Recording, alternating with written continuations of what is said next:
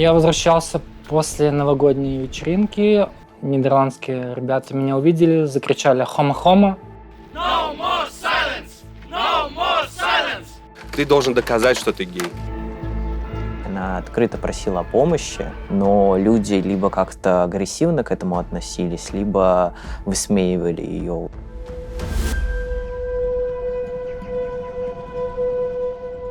В лагере беженцев Драхтен в Нидерландах нашли повешенную юную россиянку Хину Захарову. Это один из лагерей, где живут геи и трансперсоны, сбежавшие из России. Это далеко не первая трагедия такого рода. Мы решили расследовать, почему, сбежав от преследований и дискриминации, люди кончают с собой в стране, о которой мечтали. За день до этого мы с Хиной в 10 часов вечера ходили прыгать на скакалке. Болтали, просто еще такая звездная ночь была, красиво, здорово. Она меня позвала. На следующий день я планировал позвать снова прыгать на скакалке. И подходит Анифа. Анифа — это ее соседка по комнате. Говорит: слушайте, Хина ушла в 7 часов вечера в душ и до сих пор не вышла. Уже 9, 2 часа ее нет. –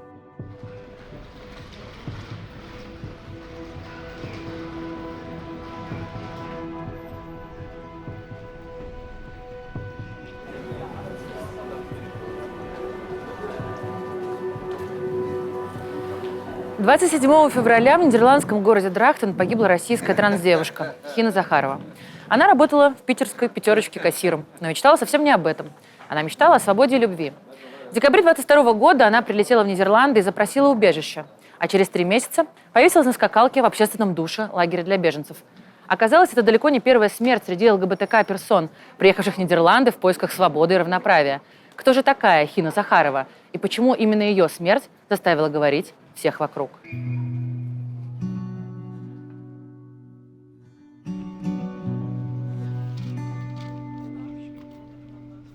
С Хиной мы познакомились, когда она приехала в лагерь. Мы ее все встретили очень радушно. Ее так все толпой окружили. Очень много информации давали, типа, как лучше устроиться, куда сходить, как здесь все функционирует. Типа, обращайся за любой помощью, если нужно. Тахир, сосед Хины по блоку, нашел ее тело в общественном душе. Здесь, в лагере для беженцев, люди на грани, и при этом никто из них не получает психологическую поддержку. По словам жителей лагеря, медцентр отказывался выдавать Хине антидепрессанты. Считается, что государство уже обеспечило беженцев самым необходимым – крышей над головой. Я не знаю, какая должна была быть еще оказана помощь. В моем случае я чувствую себя в порядке. Это сложно. Каждый приезжает со своей травмой. И люди, которые здесь работают с этими людьми, они должны быть очень чуткими, неравнодушными к этим проблемам.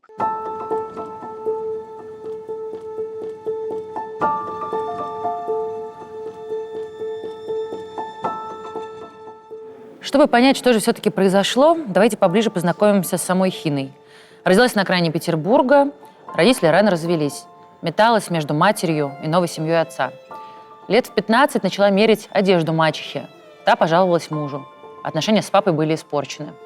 На момент гибели Хине исполнился всего 21 год.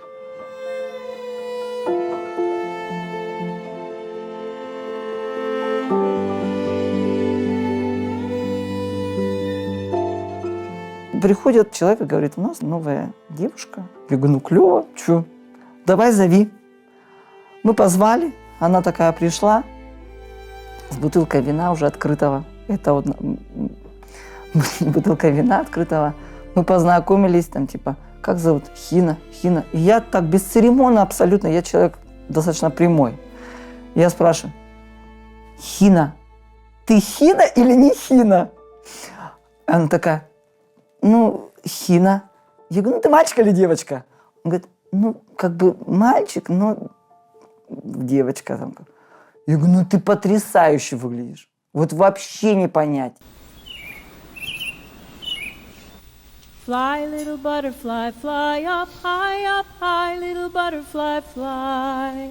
Fly, little butterfly, fly up, high, little butterfly, fly.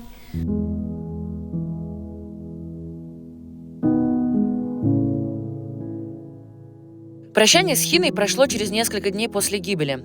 Расходы на себя взяли представители государства.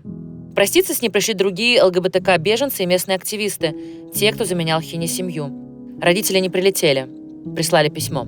Сила твоего духа показала нам, каким должен быть каждый человек, добиваясь того, что действительно ему нужно, не оборачиваясь назад и принимая себя таким, какой ты есть. Ты принесла счастье в нашу семью. Извините, пожалуйста. В прощальных речах звучали разные версии произошедшего. Местный активист Сандро Кортекос по привычке обвинял российскую власть. Но в этой неравной борьбе дело не в уязвимости Хины и не в правительстве Нидерландов, а в таких обществах, как российское, которые заставляют уязвимых представителей ЛГБТК делать невозможный выбор, в которых без всякой надобности жертвами становятся такие люди, как Хина. Жертвами которой, как вода, утекают у нас между пальцев в этой буре, в этой бушующей буре.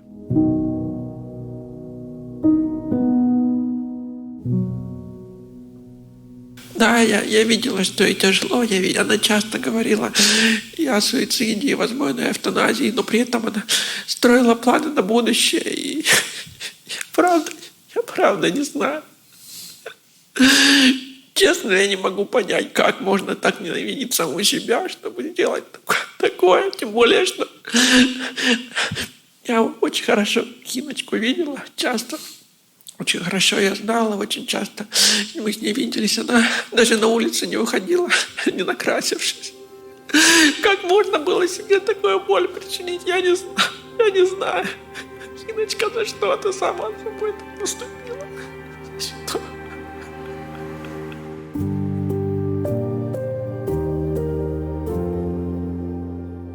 Знаете, может, это прозвучит смешно, но как этнические меньшинства, вот они переезжают, там, вот, допустим, там какие-то там выходцы из Кавказа в Москву переезжают, а после этого начинают друг друга перетягивать. Я думаю, вот люди могут, общность людей может быть абсолютно разная. И трансгендерные люди, поскольку друг с другом общаются, наверное, тоже должны друг другу помогать. Анна, трансгендерная женщина из Украины. Познакомилась с Хиной через общий чат в Телеграме. Та поделилась, что у нее не складываются отношения с мужчинами, и упомянула о неудачной попытке суицида. Анна предложила Хине переехать в Нидерланды, в райскую страну, где можно жить открыто, где люди равны, независимо от половой самоидентификации.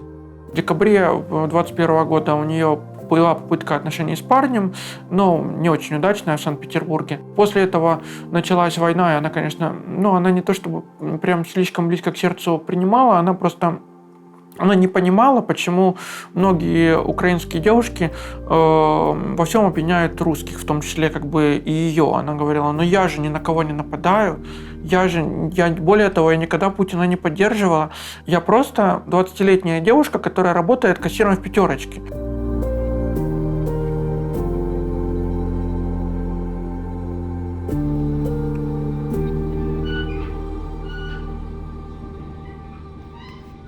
Как оказалось, приехав в Нидерланды, трансгендерные люди могут по 2 года ждать рецепты на гормоны, а без гормонов случается драматический регресс. Могут вернуться мужские черты, огрубеть голос. Именно после смерти Хины в лагерях для беженцев начались митинги. ЛГБТК-люди стали отстаивать свои права на гормональную терапию и медицину. Для людей, которые так страдают от несоответствия их внутреннего мира и внешнего облика, это еще один сильнейший повод для депрессии. Но еще труднее получить документы. Например, геям необходимо доказывать, что они геи. Тут не сколько статусу беженца, а то, как его получить. То есть, если мы рассматриваем другие нации, то есть мы возьмем сирийцев, мы возьмем афганцев, для них получение статуса беженца и вида на жительство очень просто. Они сидят в лагере, приходят, пишут письмо, обычное там от своего, где жили, кем являются, и все. И после этого они получают позитив. То есть им не нужно ничего доказывать. Если ты ЛГБТ-беженец, ты должен доказать, что ты гей. Есть такое понятие, как недостаточный гей, по которому ты можешь получить отказ. А как нужно доказать, что вы гей? Я не знаю. То есть им недостаточно то, что вот мы с Денисом уже в отношениях почти 6 лет скоро будет. То есть там спрашивают, как вы понимаете, что такое мужчина, что такое женщина, как вы себя осознали, то есть... Игрушки вы Да, играли. в какие игрушки вы играли, то есть такие очень тоже стереотипные вопросы, что если ты там ощущаешь себя мужчиной, то ты, значит, должен играть там, не знаю, в машинки, в танчики, если девушкой, то ты там должна, не знаю, примерять платье мамы в детстве, в общем, тоже все так очень стандартизировано.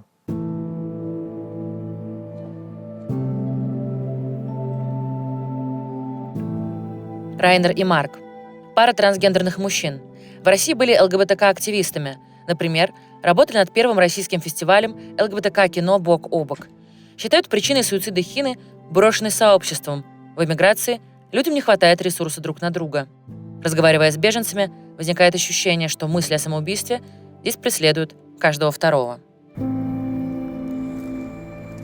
Когда я узнал про то, что с ней случилось, меня просто больше поразило то, как люди на это отреагировали, и то, как, в принципе, они реагировали на то, что она писала в чатах. То есть она открыто просила о помощи, но люди либо как-то агрессивно к этому относились, либо высмеивали ее вот эти слова о том, что она там хочет сделать эвтаназию, и как это сделать. То, как отреагировала на это Сандра, когда он вообще мог как-то ей помочь, но он появился только в тот момент, когда ее уже не стало. Что он говорил на ее похоронах, меня это вот прям очень сильно задело, и мне было прям больно за то, что человек умер, и после его смерти ему как бы вот о нем такое говорят.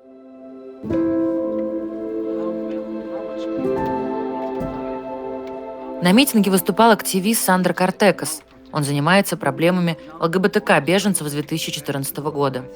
По его словам, с началом войны поток россиян и украинцев заметно увеличился.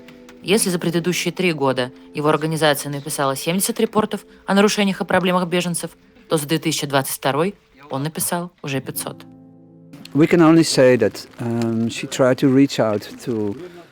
Мы только можем сказать, что она пыталась добиться медицинской помощи. Особенно для транслюдей в начале.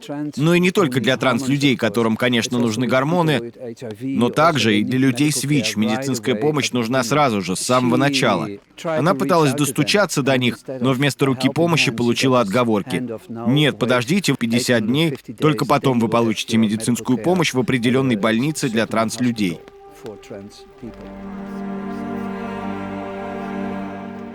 Сандра Картекас утверждает, что Хина покончила с собой, потому что не получала гормональную терапию, необходимую ей как трансженщине. Эту же причину назвали все русскоязычные ЛГБТК-паблики и медиа, ссылающиеся на некого близкого человека из окружения. Когда ты приезжаешь из России в такой вот милый, чудесный мир Нидерландов, где ты вот так вот посвистишь, и у тебя олененок и птички прилетят, да? Олененок принесет гормоны, а птички принесут психотерапию профессиональную. Такого, конечно, нет. И это большое было для нее, и я думаю, что для многих разочарование, потому что бюрократия здесь, она очень сильна. А у Хины это еще что называется, ты не мальчик, ты не девочка, ты не там, ты не здесь. Вообще где ты? Вот как бы вот эти вот туннели нереальные. Я не представляю на самом деле, это так сложно, мне кажется, особенно 21 год, боже мой. Еще одна неожиданная теория о причинах смерти Хины, возникшая в пабликах, это гомофобия. Гомофобия в Европе, в Нидерландах, в стране, которая так славится своей толерантностью. Да, в неблагополучных районах страны, где обычно не располагаются лагеря для беженцев, это такая же распространенная проблема, как и в России. Я возвращался после новогодней вечеринки. Нидерландские ребята меня увидели, закричали «Хома-хома», начали бросать фейерверки и петарды на моем пути, а потом взяли камень и кинули в голову. У меня до сих пор шрам и дырка в капюшоне, в куртке от камня. Я потерял сознание, секунд на 30 очнулся. Один из них подошел ко мне, они кричали «Вставай, вставай!», но я не мог даже шевелиться. У меня лужи крови, все лицо, руки, шея, волосы. Один из них сказал: «О, это серьезно?» И они убежали. Вот. Прохожие вызвали полицию, скорую. В травме наложили швы. предыдущем лагере был случай гомофобии со стороны охраны в сторону транс-представителя. И уволили всю смену сотрудников охраны, которые работали, и менеджера локации. А здесь, насколько я знаю, ребята сталкиваются ежедневно с какими-то такими ситуациями. По словам местных активистов, проблемами ЛГБТК-беженцев пренебрегает не только полиция, но и пресса.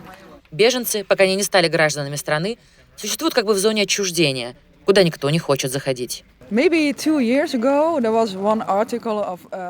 Около 2 лет назад была статья о лесбиянке, которую обварили кипятком. Это лишь одна из немногих ситуаций, о которых мы все-таки узнаем. Потому что остальные они просто скрывают. А как ее обварили? Извините за такой вопрос. Я не знаю точно, в чем была причина, но ее облил кипящей водой еще один беженец, который оказался гомофобом. У нее было обожжено почти 60% тела, если я правильно все помню. Да, это одна из ситуаций, о которых мы узнали. Но они говорят об этом в таком духе. Ничего страшного, такое случается, с ней все будет в порядке.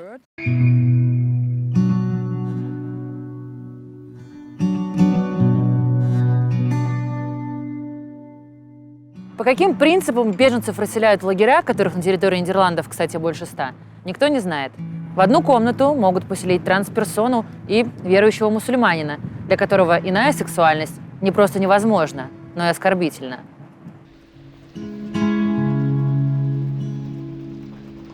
За ручку ты уже не возьмешься здесь, потому что ты сразу почувствуешь на себе все взгляды, которые есть. Да, тебе могут угрожать насилием физическим, в том числе, что это недопустимо. Это, грубо говоря, харам. Так нельзя делать. Но соседи Хины по лагерю считают главной причиной ее смерти все-таки одиночество, о котором, конечно, не упоминают конспирологи в интернете. Возможно, только любовь могла бы дать Хине силы добиться медицинской помощи, дождаться документов и защититься от внешнего мира. Хиночка не то чтобы чувствовала себя неполноценной, но у нее была цель найти и построить счастливую семейную жизнь. Она только об этом, очень часто об этом говорила, но она жила в маленьком городке. Город на 50 тысяч, мне кажется, в любой стране мира, трансгендерные, цисгендерные девушки, мужчине, женщине, неважно. Тяжело найти пару. Она часто говорила, мужчина меня рассматривает только как секс-игрушку, а сексом она заниматься не могла. Она попробовала в Санкт-Петербурге один раз, ей было больно. И она, честно сказать, боялась этого. Она говорила, как найти мужчину, только чтобы сексом не надо было заниматься. Мне кажется, ей было очень хотелось быть влюбленной. Но я стараюсь эти темы избегать, потому что я сам хочу быть в кого-то влюбленным. Это всегда так больно говорить о таких вещах. Поэтому я старался не разговаривать на эти темы, потому что чем больше ты о больных моментах разговариваешь, тем, мне кажется, больнее делаешь людям. Руководство лагеря АЗЦ и главной организации, сопровождающей беженцев в Нидерландах, КОА, отказались комментировать произошедшее с Хиной, ссылаясь на закон о конфиденциальности частной жизни.